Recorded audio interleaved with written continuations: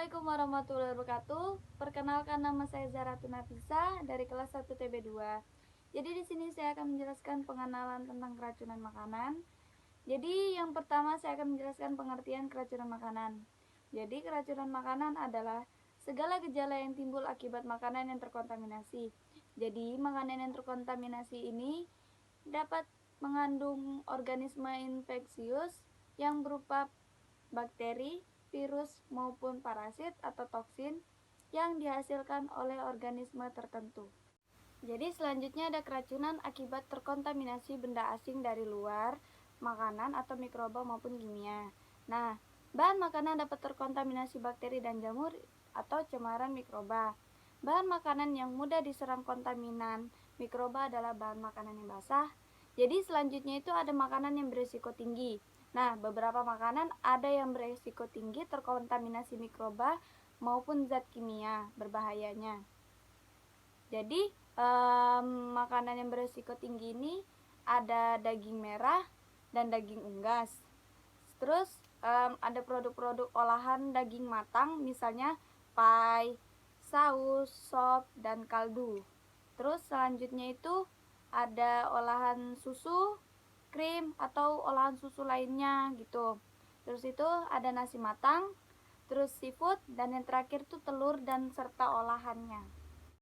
Jadi selanjutnya adalah kejadian keracunan makanan yang sering dijumpai di Indonesia. Jadi salah satunya itu ada keracunan singkong, keracunan jengkol, keracunan tempe bangkrek, terus keracunan aflatoksin. Nah, jadi itu macam-macam kejadian keracunan yang sering terjadi di Indonesia. Nah, selanjutnya ada penanganan pertama pada keracunan.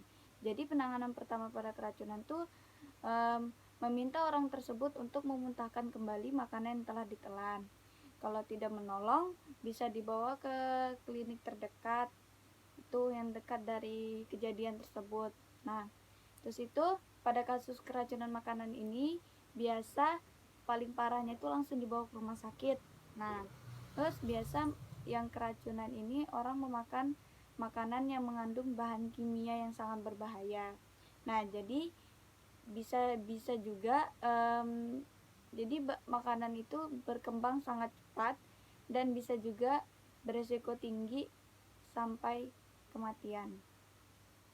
Jadi selanjutnya ada infeksi karena makanan atau foodborne infection. Nah, jadi infeksi akibat makanan ini terjadi apabila makanan mengandung mikroba patogen yang dapat masuk ke dalam tubuh, mampu melawan sistem imunitas tubuh untuk kemudian masuk dan berkembang biak dalam tubuh. Nah, setelah berkembang biak, mikroba patogen akan menghasilkan zat yang dapat merusak pertahanan tubuh sehingga muncul gangguan kesehatan seperti muntah, mual, demam, diare, dan kram pada perut.